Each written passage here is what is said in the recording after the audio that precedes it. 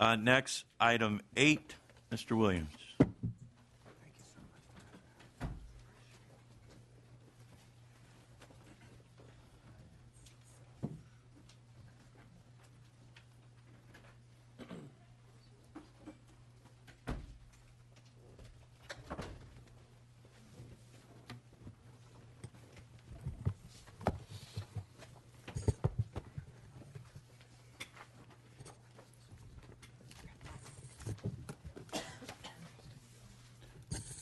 Mr. Chair, members, would you like me to start with 967 or 967, if you would. Okay. 967 requires the California public post-secondary education system will as well as each independent post-secondary institution to adopt a consistent standard of punishment for campus sexual assault cases. Specifically, this bill will require a minimum punishment of at least 2 years suspension up to expulsion if a student is found responsible for campus sexual assault. Also, as important, even though this doesn't get as much attention, the bill will require campuses to publicly report and disclose campus adjudication outcomes for sexual assault offenses. The chair and I both have held informational hearings on campuses, and the campuses have generally not wanted to provide us with all of the information in a timely fashion, so this reporting is important. I have a supporter to testify for the measure with the California Coalition Against Sexual Assault. Thank you. Thank you, Assemblymember Medina and the members of the committee. My name is Shana Brown, and I represent the California Coalition Against Sexual Assault. CalCASA is the professional association that serves the 84 rape crisis centers and prevention programs that represent all counties in California. We've served as a national leader on campus violence via our work with the Office of Violence Against Women and the Centers for Disease Control, and we are proud to support AB 967. This measure is an important piece of legislation that will establish a standard for consistent punishments for campus sexual assault offenses. Additionally, the bill will require campuses to publicly report and disclose adjudication outcomes for sexual assault offenses. From a survivor perspective, it is important that campuses send the message that sexual assault is a serious issue and that perpetrators will be held accountable for their actions.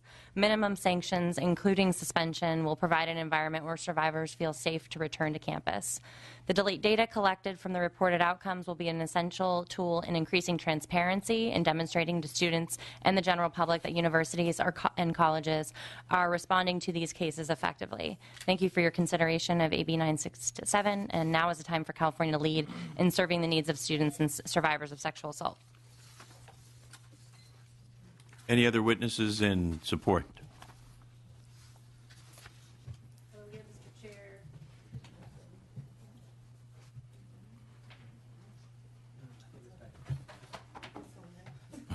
This is a orientation or hazing. Mr. Chairman, members of the committee, Christy Baumer representing the California Federation of Teachers.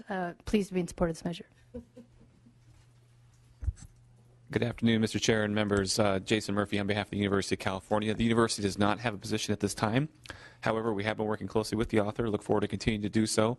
I would note that the issue of sanctions is certainly part of the ongoing conversations taking place within the university as part of the President's Sexual Assault, Sexual Violence Task Force. So we're looking forward to bringing some of the lessons learned from that conversation into this bill as it moves forward. Thank you. Andrew Martinez, California State University. We also don't have a position on the bill, but we do appreciate the author's work with us this segment. Looking forward to addressing the outstanding issues as the bill moves forward and continuing the conversation. Justin Selnick, California Community College's Office of the Chancellor, and we don't have a position on the bill right now either, but we'll continue working on it as it goes forward. Question to the author, Mr. Williams. Yes, Mr. Chair. Wasn't clear whether you had taken the amendments of the absolutely. I think it's fair to say that we want to make sure that this is constrained to actual non-consensual sexual encounters. That is the intent, and the amendments submitted really address my intent and make sure of that. Any witnesses in opposition? Questions or comments from the committee? We have a motion. We need a motion. Move the bill. Motion by Mr. Jones Sawyer, second by Ms. Weber. I want to thank the author for bringing it forward and also for all his work, the hearing that I participated in with you at UCLA and also members of our committee. So thank you for all your work that you've done in this area, and thank you for bringing this bill forward. The motion is due pass as amended to Appropriations Committee. Madam Secretary. Medina. Aye. Medina, aye. Baker. Bloom. Bloom, aye. Chavez. Harper. Harper, aye. Irwin. Irwin, aye. Jones Sawyer. Jones Sawyer, aye. Levine. Levine, aye. Linder. Lowe. Santiago. Weber. Weber, aye. Williams. Aye. Williams, aye. 8-0, your measure passes out of committee. We'll leave it open for absent members to add on. And if you want to take up your next bill. Mr. Chair and members, before I begin presentation, I would like to acknowledge that I accept committee amendments. This bill clarifies current law and allows community college districts to remove, suspend, or expel a student for conduct that threatens the safety of students in the public, whether it occurs on or off campus. In the course of our hearings, we found that some community colleges were interpreting current statute, which says that you can essentially expel students. It says except in cases where it is not academic in nature. So they essentially are interpreting this as not affecting the academic environment, and therefore that they cannot enforce cases between students off campus. So I personally am of the belief that rape is something that does affect the academics of the student that is the survivor. It is something that, to me, is self-apparent, and therefore I believe community colleges already have the right to do this. However, the pushback we got is they weren't sure about it, so here we are trying to make sure they know that they can take action to protect their students. With that, I have one testimony. Thank you. Shana Brown with the California Coalition Against Sexual Assault. Again, we represent the 84 Rape Crisis Center programs in the state of California. According to the U.S. Department of Justice, about 70% of rapes and sexual assault victimizations occur at either the victim's home or the home of another known person, meaning that many cases do not actually occur on campus. This bill will simply clarify current law to ensure that California community colleges can take action against students who serve as a threat to the campus community as a whole. From a survivor perspective, it is important that campuses have the purview to protect their students from potential threats to campus safety and improve coordination in the handling of perpetrators in the California community college system. Ensuring that the various community colleges are communicating with each other is a vital step into providing a safe learning environment for our students. We thank you for your consideration of this, of AB 969. Move the bill. Second. Other witnesses in support? Justin Selnick from California Community Colleges. As with 967, we don't have a position on 969, but we'll continue working with the author as it goes forward. Andrea York on behalf of FAC. We certainly want our campuses to be safer and are supportive in concept. We are not judiciary experts, so we are relying on you, the legislature, to fine-tune this bill, make sure that everything is right constitutionally, and look forward to working with the author to make our campuses safer. Thank you. Any witnesses in opposition? Questions or comments from the committee? Mr. Harper. I just wanted to thank you for this. I think this is a positive step forward in terms of victims' rights. I want to thank the author for accepting the committee's amendments. And first by Ms. Weber, second by Mr. Harper. The motion is due pass as amended to Appropriations Committee. Madam Secretary. Medina. Aye. Medina, aye. Baker. Aye. Baker, aye. Bloom. Aye. Bloom, aye. Chavez. Harper. Aye. Harper, aye. Irwin. Aye. Irwin, aye. Jones Sawyer. Aye. Jones Sawyer, aye. Levine. Aye. Levine, aye. Linder. Lowe. Santiago. Weber. Aye. Weber, aye. Williams. Aye. Williams, aye. 9-0, your measure passes. We'll leave it open for absent members to add on. Next, item 11, Ms. Weber. Right. And then me. Yeah, get now. Yeah, I will. Okay.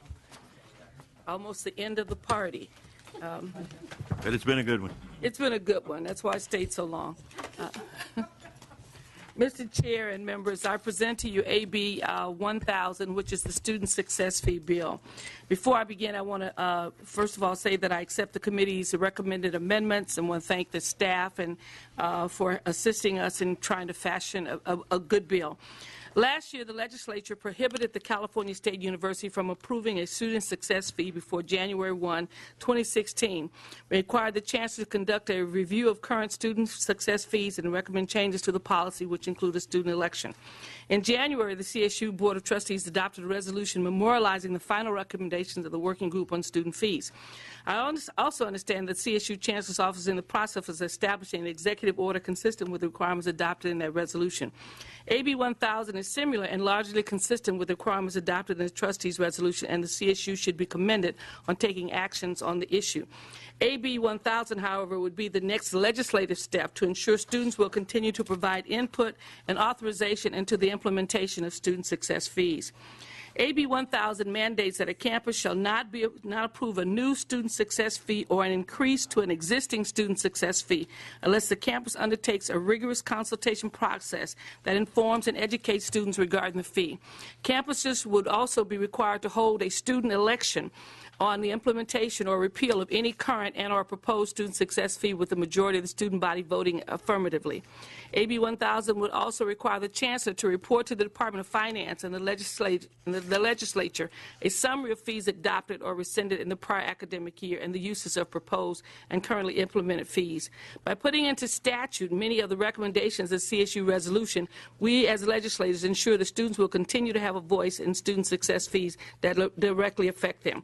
I think many of us remember over the last 2 years when we thought we had done a yeoman's job in basically not allowing the CSU to increase fees, to basically increase tuition, to only discover that many campuses had different fees that they themselves had imposed without the students actually approving those fees. Through some kind of consultation process and talking to a few students, they then decided to increase fees. I know I went to a supposedly a happy event on my campus at San Diego State to only discover that those of us who were legislators were being protested against because the student fees had just been raised again for the second or third time. We also discovered that some campuses had fees as high as $2,000. I think it's San Jose State, when I went to another meeting for something else and was informed of that. So we realized that while we were holding fees down, tuition down, campuses were using whatever standard they chose to basically increase the so-called student success fees without students knowing what the success was going to be, what the fees were, how long they would last, and obviously increasing fees at different campuses for various reasons. In our own outrage last year, we basically held student fees, we basically put a moratorium on fees. This would then codify it in law that there could not be an increase in student fees without student input and then a report to us as a legislature regarding these fees. At this time, we have someone to testify, and she will introduce herself concerning the student fees. Move the bill. Good afternoon, Mr. Chair and members. My name is Meredith Turner, and I'm here on behalf of the California State Student Association, which represents the 460,000 students of the CSU. As Assemblymember Weber said, last year, after legislation that was introduced by Assemblymember Weber and then passed by the legislature, the Chancellor and the Board of Trustees created the Student Success Fee Working Group to assess various aspects of student success fees. Our voting student trustee, Talara Alexanian, was a part of that committee, which held open forums on various campuses to solicit feedback from students, staff, and faculty regarding Category 2 fees. In addition, the student trustees gathered feedback from all 23 campuses at our monthly CSSA board meetings, which consisted of the elected student body presidents on each of the campuses. And many of our student leaders also participated in public comment at the Board of Trustees meetings in the fall. In January of this year, the CSSA board passed a resolution regarding student success fees that very much mirrored the thoughtful and thorough recommendations of the Student Success Fee Working Group, including that there be complete transparency and integrity in all aspects of proposing, enacting, and allocating Category 2 fees, that students remain a majority on the campus fee advisory committees, that Category 2 fees remain a local campus decision, and that Category 2 fees must not serve or be viewed as a substitute for state funding. We thank the committee for their thoughtful amendments and appreciate the author's willingness to work with us on the long-term obligation language in the bill, and we ask for your support. Any other witnesses in support?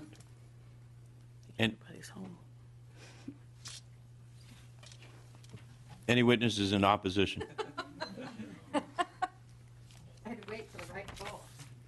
I like to keep her here late, you know.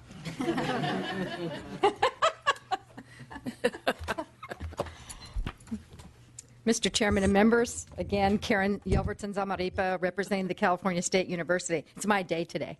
I've really had a good time. I appreciate it. I regretfully am here to indicate that we have concerns about this bill and have asked the committee to consider those as you have this bill before you. I really appreciate Dr. Weber and Ms. Turner's acknowledgement that we did exactly what you asked us to do. You asked us to develop a policy. There's not a person that I've spoken to who didn't say that that policy was sound and that the process was very thorough, including an online opportunity for students and anyone else to provide input, public forums, and so forth. It resulted in basically what Dr. Weber has put in her bill. The difference is that you're codifying and taking out of the hands of the Board of Trustees the authorization of these fees and the oversight of those fees. And there's a very fine line there for us. Ultimately, the Board of Trustees are the ones that are held accountable as it relates to the operations of the system, by you, by the public, by the courts, and elsewhere. We believe very strongly that the board should retain the authority to oversee its operations, and in this case, we did the right thing. We did what you asked. And now, and I'm going to have to use this word, we're being punished by having it put in codified in statute. You're not doing that to other segments, and you're tying our hands when, in fact, we were the good actors in trying to respond appropriately to the concerns.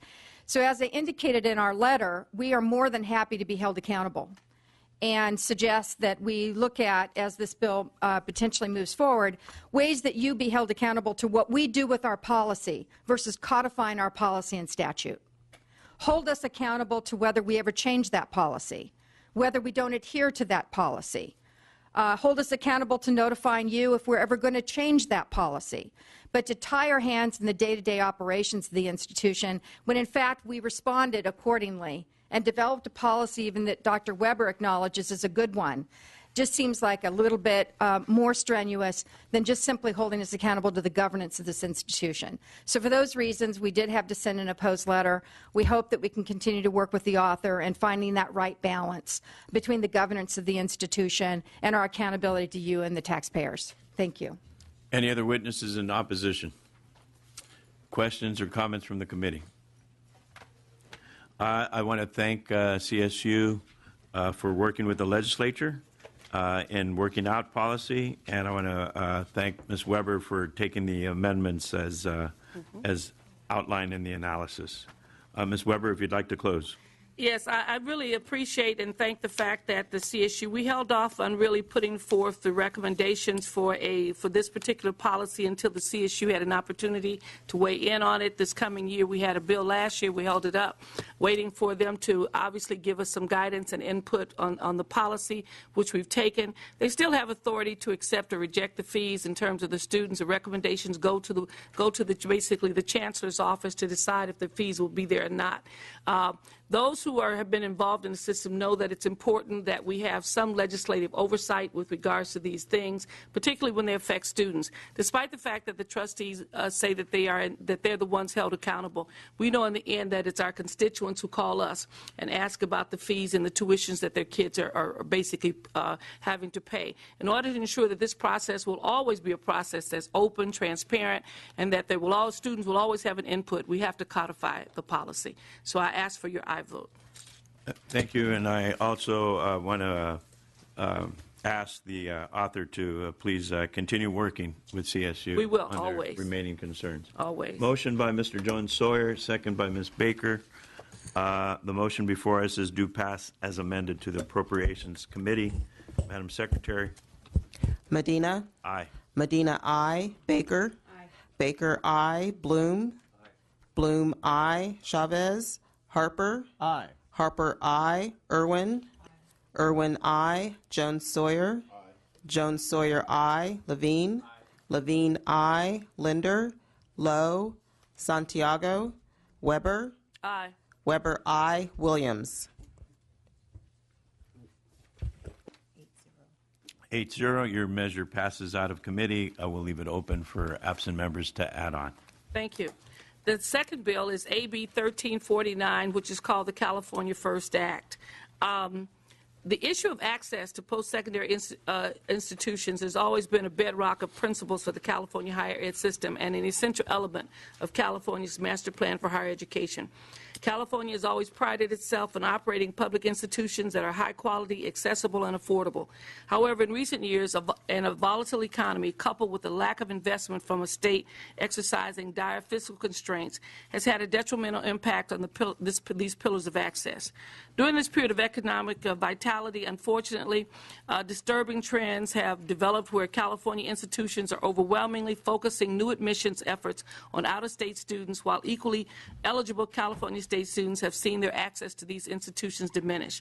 The University of California in particular has been criticized by lawmakers, parents, students, and the governor for flatlining enrollment of California students while pursuing a precipitous increase in the admissions of out-of-state students with an eye toward increasing revenues. The growth of non-student admissions has grown 253% between 2007 and 2012, while the same period only saw a 4% increase in the admissions of California residents. The UC enrollment plan would add 2,000 non-resident student system-wide in 2015-16, while only 1,000 new California applicants are slated to be admitted. This trend is even more disturbing when coupled with the dynamics that California has fell behind as an economic leader due to our institutions and not producing enough degrees. AB 1349 enshrines a critical principle of the California Master Plan for Higher Education in state law, codifying its admissions guarantee for California students who meet eligibility criteria. Although the provisions of the proposal are reflected in the master plan, it is not explicitly conveyed in our state statute. The California First Act would guarantee undergraduate admission to all eligible California resident applicants to the California State University system and the University of California. The universities would also report to the legislature annually on the number of resident undergraduate admissions. This bill would hopefully ensure that eligible students, even if they're not admitted to their first choice, would be guaranteed a slot at one of the other universities in the same system. This measure is supported by our Community College League of California. I'm not sure if I think our witnesses are gone, but nonetheless. We have a witness here. We have one here? Okay, great. Here comes a witness. But want to say that, we are taking into consideration, and we will take into consideration when we get to appropriation, the issues of budgeting and the provisions that might have to exist in order to ensure this. But most of us believe that California kids ought to be admitted first, that it's a California state institution, that if we have slots that our children are eligible for, it should be also noted that we're not identifying the criteria by which they can be used to be admitted. Our students should know what the standards are, and if they meet those standards, they should be admitted to one of our institutions. We'll have one witness with us. Yes, thank you. Good afternoon, Lizette Everett on behalf of the CEOs and trustees of Community College League of California. Here in support of this bill, community colleges serve more than 90% of the students, transfer students that UC and CSU will eventually serve. So transfer is a very important element to what we do and a key part of our mission. It is vastly important that with all the transfer reforms that we are doing, that there are seats at the end of the day for our students. So we urge your support for this bill and thank the Assemblywoman Weber for bringing this forward. Move the bill. Second.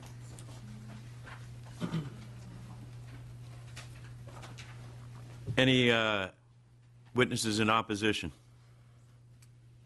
Any comments or questions from the committee?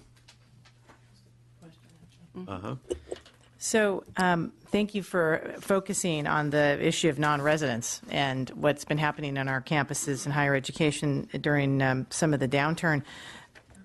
My sense is that the non-resident issue or problem has not so much been at Cal State. It's primarily been at UC. Some Cal State campuses, yes. I Okay. would say that some of them do, yes. Well, can you? We have a general concern at San Diego State. Okay. Resident students cannot get in. Oftentimes, they have nowhere else to go because their campuses, the next closest campus is San Marcos. Some of them don't want to leave the general vicinity, and so San Diego State there's real difficulty in students getting into those campuses that are there. In addition to that, oftentimes at the CSU, students are not informed. UC does a little bit better than that. Aren't informed and referred to other campuses, so that if they don't get in San Diego State, they think that's it. They're not referred to Cal State Dominguez Hills or Long Beach or any of the other campuses that might have vacancies. And okay, why this solution as opposed to a cap on enrollment, non-resident enrollment in CSU? You said what? Why not? Why have this solution as opposed to a cap on non-resident enrollment? Well, because I think the concept of a cap it can be somewhat arbitrary, depending on admissions and students who want to attend and the application process and so forth and so on. I would prefer to basically allow our systems to work in terms of admitting all of our eligible students into our CSU who want to go there. There'll be a lot of students who apply won't want to go, but to allow them to do that rather than putting an artificial cap on the number of state students and an artificial cap on the number of out-of-state students that's there.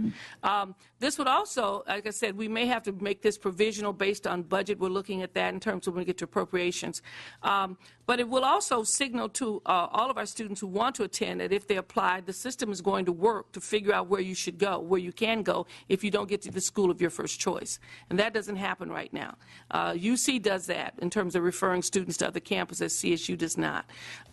So we want to help them. We want our systems to try to work as much as possible, but it's surely to say to any student that if you're eligible, if you meet the criteria that the campuses have identified and you meet those standards, you ought to be admitted to one of our campuses in the system first before we go out and recruit out-of-state students. I mean, we're even saying now we're going to do 2,000 out-of-state students and 1,000 in-state students. You know, the system, as UC system is saying that right now. So, which means they plan to continue to grow the out-of-state population without regards of the number of UC systems students that are applying.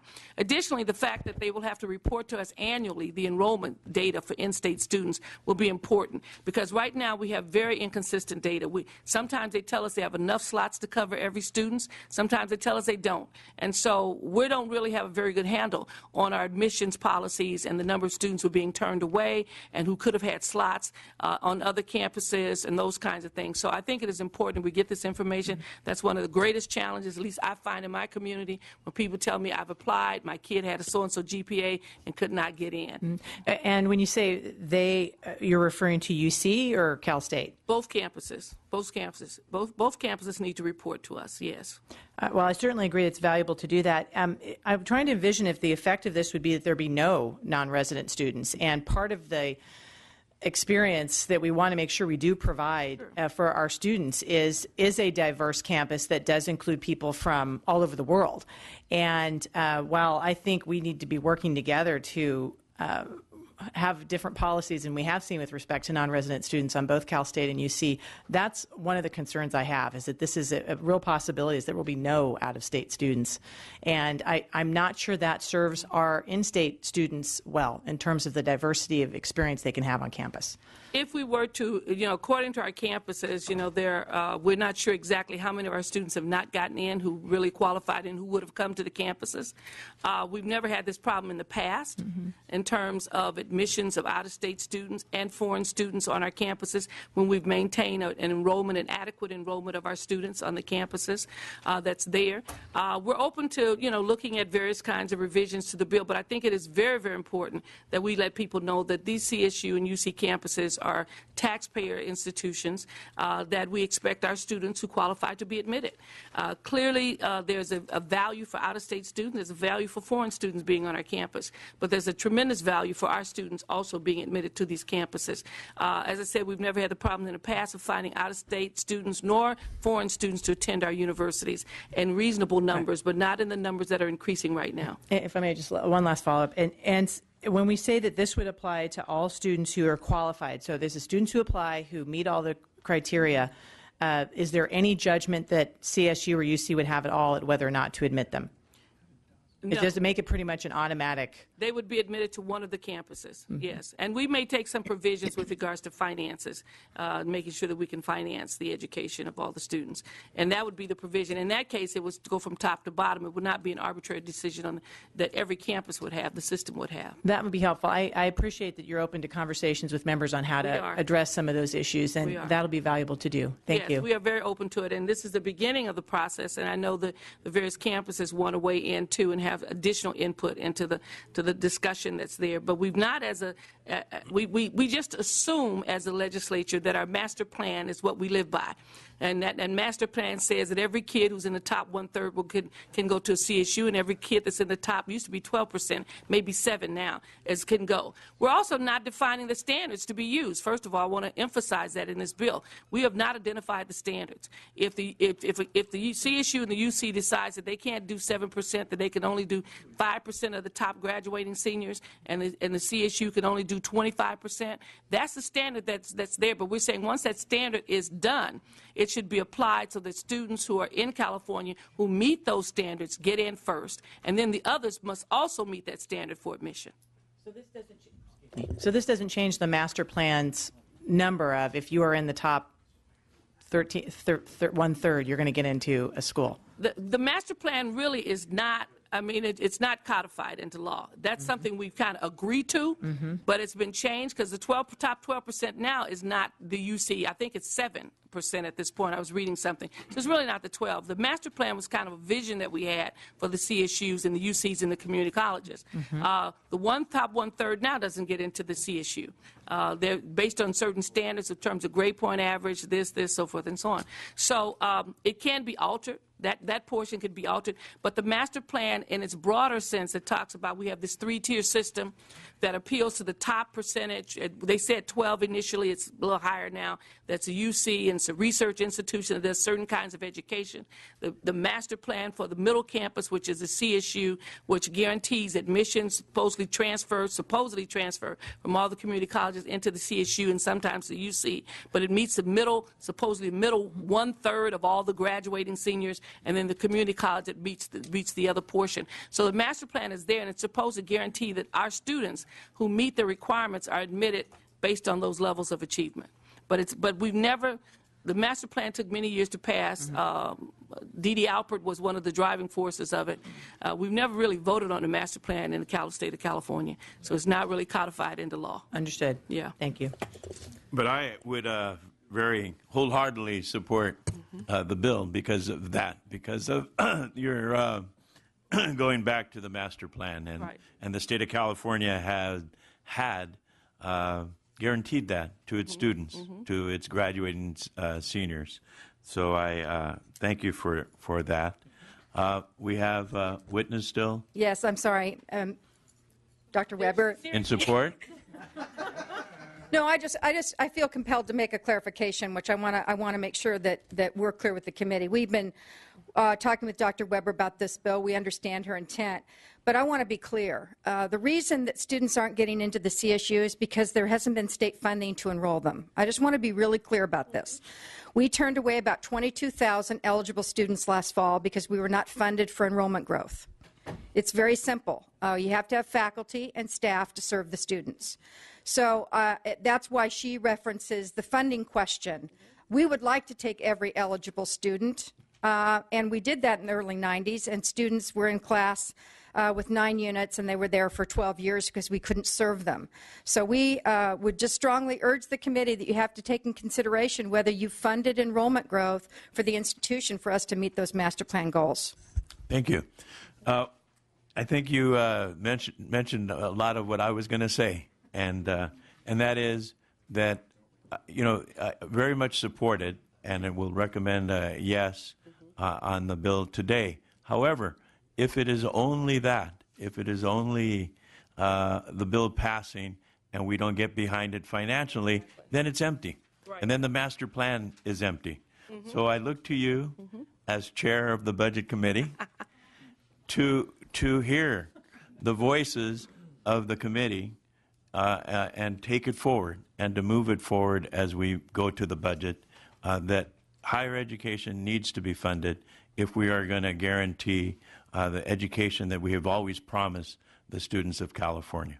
No question. And also the fact that this bill, hopefully, the systems will work to identify places for students that can go who only may apply to one institution without knowledge that there are 2 or 3 other institutions that they're eligible for and that they could be admitted to. And oftentimes that doesn't happen particularly in the CSU. The UC does a little bit better in trying to refer students to other campuses. CSU does not always do that. I know it's a larger system, what have you, but hopefully it will do that so that students know that they can get in a CSU. May not be the one you want, but they can get in, and then they can choose to attend or not to attend. I requestfully ask for your aye vote. Thank you. Moved by Mr. Jones Sawyer, second by Mr. Levine. The motion before us is due pass to Appropriations Committee. Madam Secretary. Medina. Aye. Medina, aye. Baker. Aye. Baker, aye. Bloom. Aye. Bloom, aye. Chavez. Harper. No. Harper, no. Irwin. Aye. Irwin, aye. Jones Sawyer. Aye. Jones Sawyer, aye. Levine. Levine, aye. Linder. Aye. Linder, aye. Lowe. Aye. Lowe, aye. Santiago. Aye. Santiago, aye. Weber. Aye. Weber, aye. Williams.